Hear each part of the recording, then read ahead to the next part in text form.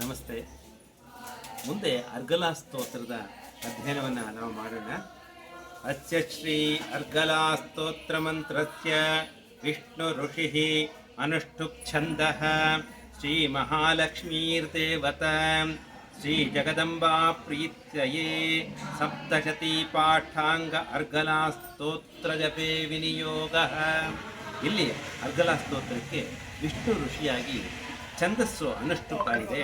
ಮಹಾಲಕ್ಷ್ಮಿ ದೇವತೆಯಾಗಿ ಜಗದಂಬೆಯ ಪ್ರೀತಿಗೋಸ್ಕರ ಈ ಸಪ್ತಶತಿಯ ಪಾಠದ ಅಂಗವಾಗಿರುವಂತಹ ಅರ್ಗಲಾ ಸ್ತೋತ್ರವನ್ನು ನಾವು ಅಧ್ಯಯನ ಮಾಡ್ತಾ ಹೋಗೋಣ. ಓಂ ನಮಶ್ಚಂಡಿಕಾಯೈ.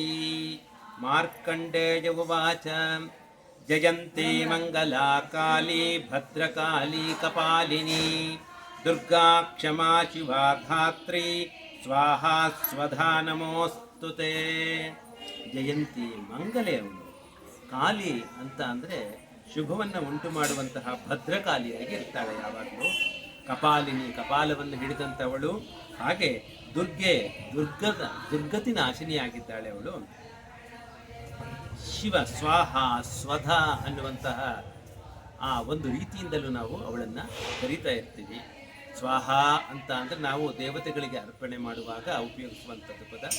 ಸ್ವಧ ಅಂತ ಅಂದರೆ ಪಿತೃದೇವತೆಗಳಿಗೆ ಬಳಸುವಂತಹ ಅದು ಪದವಾಗಿರುತ್ತೆ. ಹಾಗಾಗಿ ಅದರ ಸ್ವರೂಪವು ಅವಳೇ ಆಗಿದ್ದಾಳೆ. ಓಂ ನಮಶ್ಚಂಡಿಕಾಯೈ.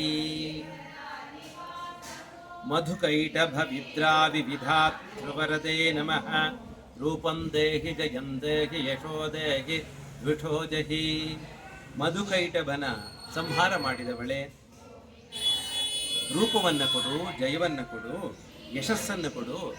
ನಮ್ಮ ಯಾರು ದ್ವೇಷಿಯನ್ನು ಮಾಡ್ತಾರೋ, ನಮ್ಮನ್ನು ದ್ವೇಷ ಮಾಡ್ತಾರೋ ಅವರ ಮೇಲೆ ನಮಗೆ ಜಯವನ್ನು ಕೊಡು ಅಂತ ಹೇಳುವಂತಹ ಈ ಸ್ತೋತ್ರವನ್ನು ನಾವು ನೋಡ್ತಾ ಸಪ್ತಶತಿಯನ್ನು ಕಲಿಯುವಂತಹ ಅವಕಾಶವನ್ನು ನಾವು ಯಾವಾಗಲೂ ಬಿಡಬಾರ್ದು ಅನ್ನುವಂಥದ್ದು ಇಲ್ಲಿಯ ಉದ್ದೇಶವಾಗಿದೆ. ಮುಂದೆ ಇಂತಹ ದೇವಿಯ ಈ ಒಂದು ವಿಚಾರವನ್ನು ತಿಳಿತಾ ಹೋಗುವಂಥದ್ದು ಯಾವಾಗಲೂ ನಮ್ಮ ಜೀವನದ ಒಂದು ಔನ್ನತ್ಯವನ್ನು ಹೊಂದಲಿ ಅನ್ನುವನ್ನ ಕಾರಣಕ್ಕೋಸ್ಕರವೇ ಆಗಿರುತ್ತೆ. ಧನ್ಯವಾದಗಳು.